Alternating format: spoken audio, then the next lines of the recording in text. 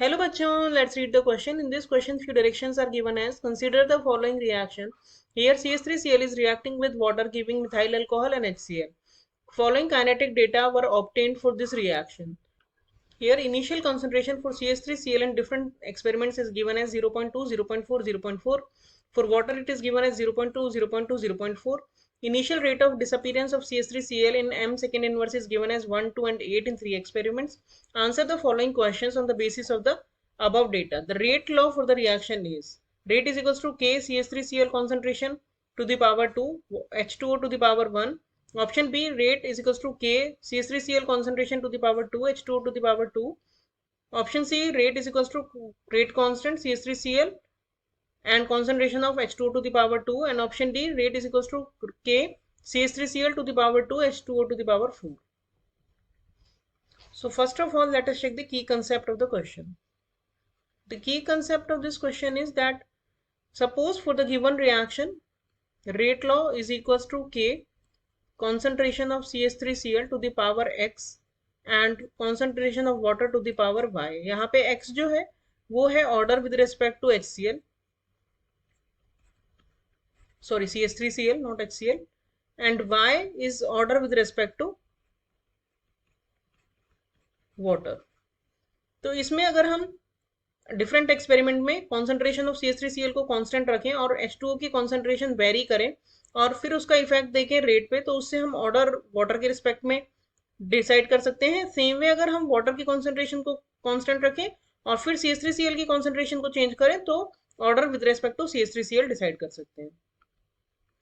तो अब अगर हम इस क्वेश्चन का कंप्लीट सॉल्यूशन देखें, पहला जो एक्सपेरिमेंट है उसके हिसाब से रेट जो है वो गिवन है 1 is equals to k concentration CH3Cl की दी है 0.2 to the power x. Likewise water की कॉन्सेंट्रेशन दी है 0.2 टू द पावर y. इसे हम इक्वेशन 1 मान लेते हैं. एक्सपेरिमेंट 2 के हिसाब से rate that means 2 is equals to k 0.4 to the power x and 0.2 to the power y. ये हो जाएगी हमारी इक्वेशन 2. इक्वेशन 3 जो है वो एक्सपेरिमेंट 3 से आएगी. एक्सपेरिमेंट 3 के हिसाब से रेट है 8 that is equals to k 0.4 to the power x और 0.4 टू द पावर y, क्योंकि एक्सपेरिमेंट 3 में CH3Cl और वाटर दोनों की कॉन्सेंट्रेशन ही 0.4 ली है. तो अब अगर हम इक्वेशन 1 और 2 को कंपेयर करें तो इसमें वाटर की कॉन्सेंट्रेशन कांस्टेंट रखी गई है और CH3Cl की कॉन्सेंट्रेशन को वेरी किया है. अब अगर हम इक्वेशन 2 को इक्वेशन 1 से डिवाइड करें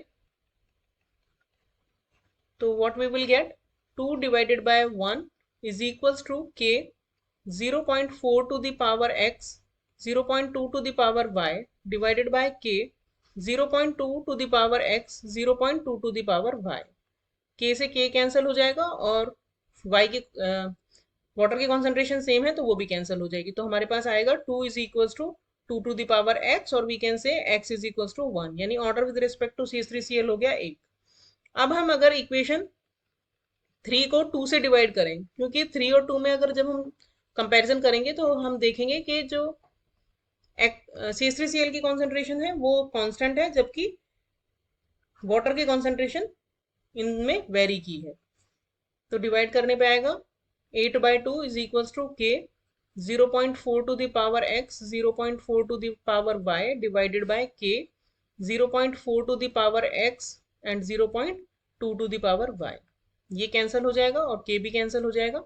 तो हमारे पास आएगा 4 is equals to 2 to the power y. तो यहाँ से y की वैल्यू आ जाएगी 2.